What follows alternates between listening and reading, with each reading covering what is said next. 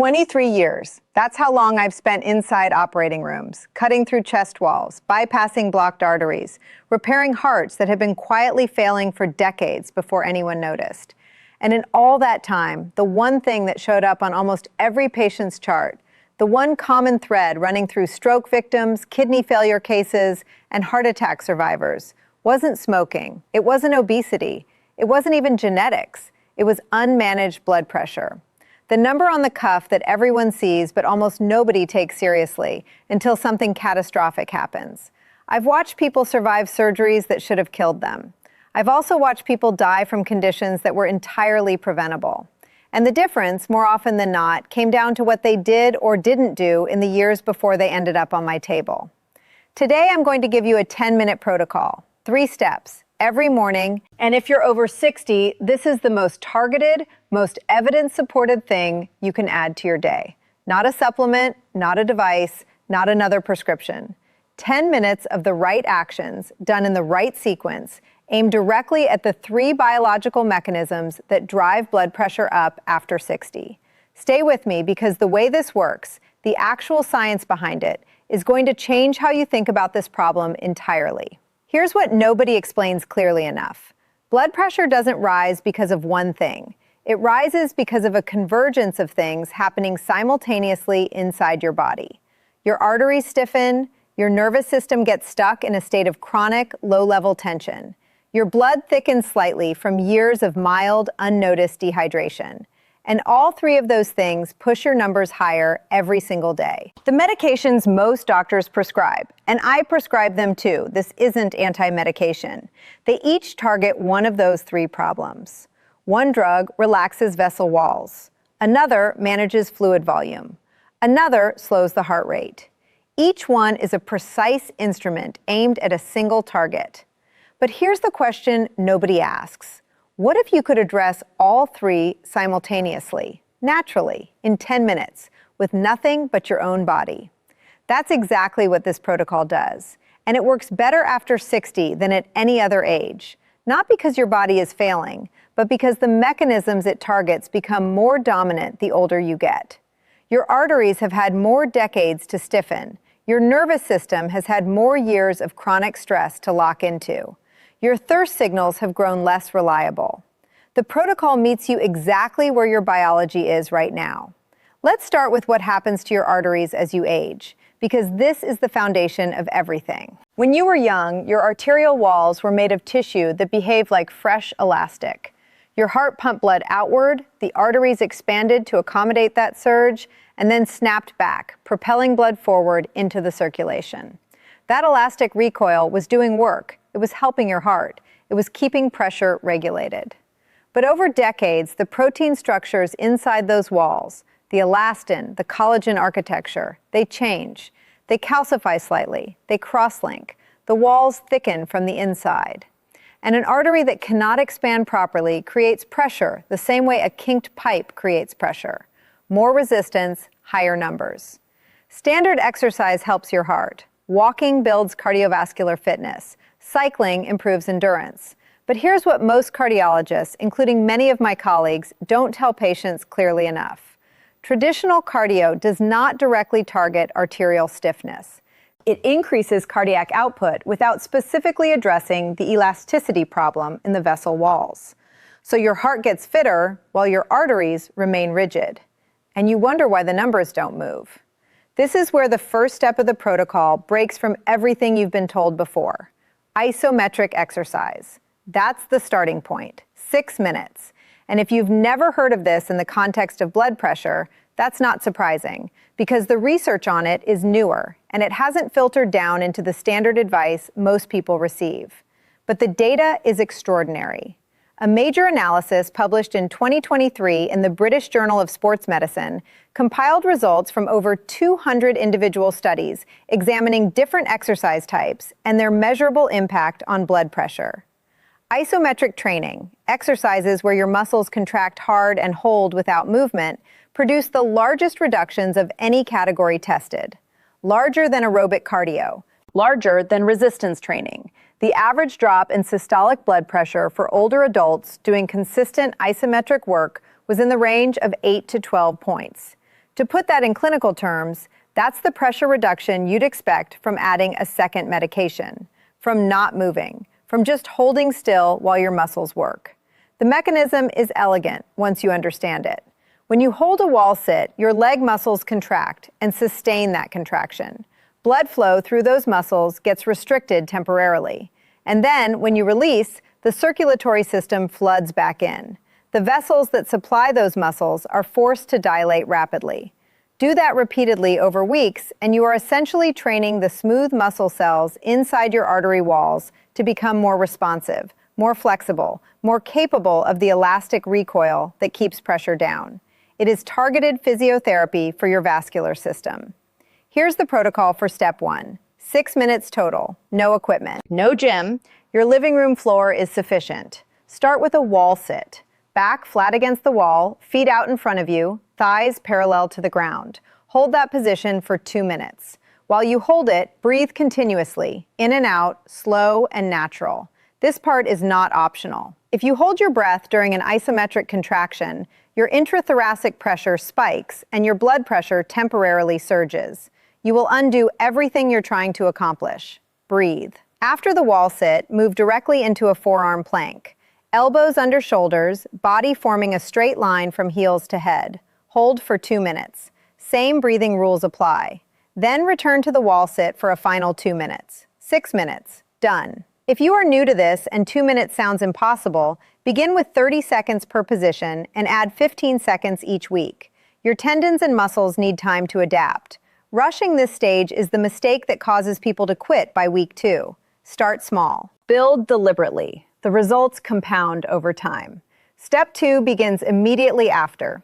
2 minutes. And this is the part that separates this protocol from every generic health advice video you've ever watched. Because this isn't about stress reduction in a vague, conceptual sense. This is targeted neuroscience with a specific physiological target, your vagus nerve. Here's the background. Your body operates under 2 competing modes of nervous system activation. The first, your sympathetic system, is the accelerator. It was designed for short-term survival situations. Raise heart rate, constrict blood vessels, redirect blood to muscles, sharpen focus. The second, your parasympathetic system, is the brake. It slows the heart, dilates blood vessels, lowers blood pressure, governs digestion and recovery. The problem for most people over 60 with elevated blood pressure is that their accelerator pedal is partially depressed at all times, even during rest. Chronic stress, decades of urgency and responsibility, the low hum of modern life. All of it teaches your nervous system to stay in a state of mild alert around the clock. And a chronically activated sympathetic system means chronically constricted vessels, chronically elevated pressure. Not because anything is medically wrong, just because the biological setting has been stuck in the wrong position for too long. The vagus nerve is the anatomical pathway that connects your brain to your parasympathetic system. It travels from the base of your skull down through your throat, your chest, your diaphragm. And here is what makes this remarkable, and what makes breathing the most powerful non-pharmacological tool available to manage blood pressure. The vagus nerve is directly responsive to the mechanical movement of your diaphragm. You can activate your parasympathetic system deliberately, on demand, by controlling the rhythm of your breath with enough precision. The specific rhythm that produces the strongest vagal response is called resonance breathing. It operates at exactly 6 breath cycles per minute. 5 seconds of inhalation through the nose, 5 seconds of exhalation through the mouth. At this frequency, your cardiovascular and respiratory systems enter a state of synchrony. Your heart rate variability peaks, your vagus nerve fires consistently, your blood vessels dilate, your systolic pressure drops measurably within minutes. Clinical trials using this technique have documented sustained reductions in systolic blood pressure of 8 to 10 points after 8 weeks of daily practice. Those results sit directly alongside the numbers produced by single-drug pharmaceutical therapy.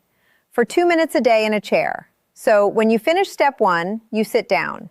Feet flat, hands resting open on your thighs. Eyes closed, phone face down. And you breathe. 5 seconds in through your nose, 5 seconds out through your mouth. Do not rush this. If you find yourself at 3 seconds in and 2 seconds out, you've lost the mechanism entirely. The specific rhythm is the active ingredient. Set a phone timer if you need to. 2 minutes, 12 complete breath cycles. What you'll notice after the first week of consistent practice is a qualitative shift in how you feel afterward, a genuine settling. That is not placebo. That is your nervous system moving from sympathetic dominance into parasympathetic recovery. And every morning you reinforce that shift, you are incrementally recalibrating the baseline setting that your nervous system defaults to throughout the rest of the day. Step 3 is the one that catches people off guard because it looks like the simplest thing in the world. You're going to drink water, but the way you drink it matters more than most people realize. And the science behind why is directly connected to everything the first 2 steps just accomplished. Here's a fact that doesn't get enough attention in clinical conversations. Dehydration and blood pressure are mechanistically linked, and the link becomes more clinically significant after 60. When circulating blood volume drops, your body responds by narrowing blood vessels to maintain adequate pressure to your vital organs. The physics here are direct. Less fluid, same size vessels, pressure falls, vessels constrict to compensate, pressure rises back up. Chronic mild dehydration, which is the baseline state for a large percentage of adults over 60 because the neurological thirst signals become less reliable with age, keeps that compensation mechanism activated around the clock. Your vessels are staying narrower than they should. Your heart is working harder than it needs to. And you don't feel thirsty, so you don't drink, so the cycle continues. But here's the specific detail that elevates step 3 from just drink more water to something genuinely strategic. The rate and manner of fluid intake affects your autonomic nervous system. Drinking water rapidly, large gulps taken quickly, triggers a mild sympathetic response. Your body registers rapid fluid intake as something to manage. It activates the accelerator. But slow, deliberate sipping, small volumes taken calmly with space between each intake, activates the parasympathetic system, the brake. The same system you just spent 2 minutes engaging through resonance breathing. Which means the way you drink in step 3 is either going to extend the physiological state you just created, or it's going to partially cancel it. For these 2 minutes, you're going to pour yourself approximately 450 to 500 milliliters of water. That's roughly 16 ounces, a little under 2 standard glasses. And you're going to drink it slowly. 1 small sip every 10 to 15 seconds. No rushing. You're sitting quietly. You've just finished your breathing. Your parasympathetic system is active. Your vessels are dilated. Your nervous system is in recovery mode. The slow sipping holds you in that state while simultaneously addressing the viscosity problem in your blood, thinning it slightly, reducing the resistance your heart has to pump against. It's a seal on the morning's work. It extends the benefit window from minutes into hours. And done daily, it begins correcting the baseline hydration deficit that's been quietly driving your numbers up for years without you connecting the two. Now let me talk to you directly about the execution mistakes that cause this protocol to fail, because I hear from people who tried this for 3 weeks and saw nothing. And when I walk them through their practice, the issues are almost always the same. Mistake 1, breath holding during isometrics. Your instinct when your legs are burning in a wall sit is to clamp down and hold. Fight that instinct. The moment you stop breathing, the mechanism reverses. Keep airflow continuous throughout every second of every hold. If you can't breathe normally, the intensity is too high. Drop to 30 seconds. Mistake 2, treating the breathing exercise like a formality. I've seen people do this with their eyes open, half watching television, breathing at whatever rhythm feels comfortable. That is not resonance breathing. The 6 breath per minute frequency is pharmacological. Deviation from it removes the therapeutic effect. Time it. Close your eyes, eliminate distraction for 120 seconds. The return on that investment is enormous. Mistake 3, gulping the water at the end. I know it sounds trivial, but if you finish 2 minutes of vagal stimulation and then drink a full glass in 10 seconds, you have stepped on the brake with one foot and the accelerator with the other. Sip it, slowly. The water is working even as it enters your system. Mistake 4, adding more sessions before you've built the base. I understand the logic. If 10 minutes helps, 30 minutes must help more. But the research on isometric training specifically shows that quality of hold and recovery matters more than duration. Do the protocol as described. Let your body adapt over 4 to 6 weeks before considering any additions. Mistake 5, interpreting a missed week as evidence of failure. You will skip days. You might skip a week. Your nervous system will not forget the progress it has made. Your arteries do not reset because you missed 4 sessions. You come back to it. You start the chain again. The continuity of intention matters more than the continuity of execution. One of the most practical things I can tell you is this. The protocol you do consistently will always outperform the protocol you do perfectly twice and then abandon. That's not motivational language. That's a clinical observation. Behavior change research consistently shows that the primary predictor of long-term health outcome improvement is adherence, not optimal technique. So the most important design decision you'll make around this routine is where and when you place it in your existing day. Choose an anchor, a behavior you already execute automatically every morning without fail. Brushing your teeth, brewing coffee, sitting at the kitchen table. The moment that anchor completes, the protocol begins. No willpower required, no decision to make. The existing behavior carries the new one forward automatically. Pair that with a simple visual tracking system, a paper calendar, a grid on the wall, anything where you can mark each completed morning with a physical X. The unbroken chain becomes motivating in its own right after the first week. You will find yourself doing the protocol, not because you remember the science, but because you don't want to break the chain. That psychology is more reliable than discipline. Use it. Here's what I want you to understand about the scope of what you just learned. 3 biological mechanisms drive blood pressure up in adults over 60. Arterial stiffness, sympathetic nervous system dominance, chronic mild dehydration. The pharmaceutical industry has developed separate drug classes to address each one because each mechanism requires a different chemical target. Most patients on blood pressure medication are taking 1, sometimes 2 of those drug classes, and the side effects are real: fatigue, dizziness, electrolyte disruption, reduced exercise tolerance. This protocol doesn't replace medication in cases of severely elevated blood pressure, and I want to be direct about that. If your systolic readings are above 160, you are in a category where medication is non-negotiable, and this is a complement to that treatment, not a substitute. Please maintain that distinction and keep your physician informed of everything you're doing. But for the majority of adults over 60 in the mildly to moderately elevated range, the 120s, 130s, and 140s, the combination of these 3 steps, practiced consistently over 6 to 8 weeks, represents a meaningful, evidence-supported intervention that addresses the root mechanisms directly. The numbers in the clinical literature are not marginal. 8 to 12 points of systolic reduction is clinically significant. That is the magnitude of effect that changes risk profiles. That is the difference between a cardiologist adding a second medication and saying, whatever you're doing, keep doing it. The arteries you have right now are not fixed.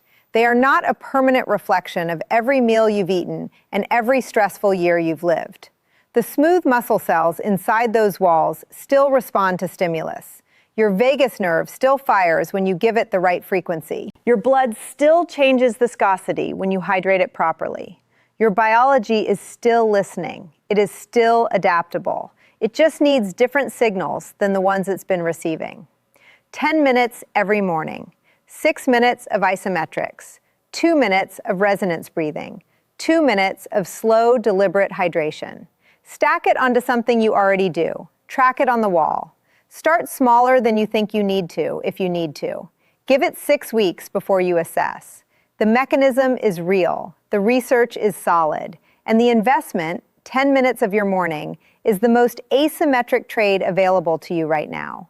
Your arteries get more elastic week by week. Your vagal tone strengthens month by month. Your hydration baseline corrects and stabilizes. And the number on that cuff, the one that's been sitting stubbornly in the wrong range, it starts to move. Not because something was done to you, because you changed the conversation you were having with your own body. Every morning. 10 minutes, starting tomorrow.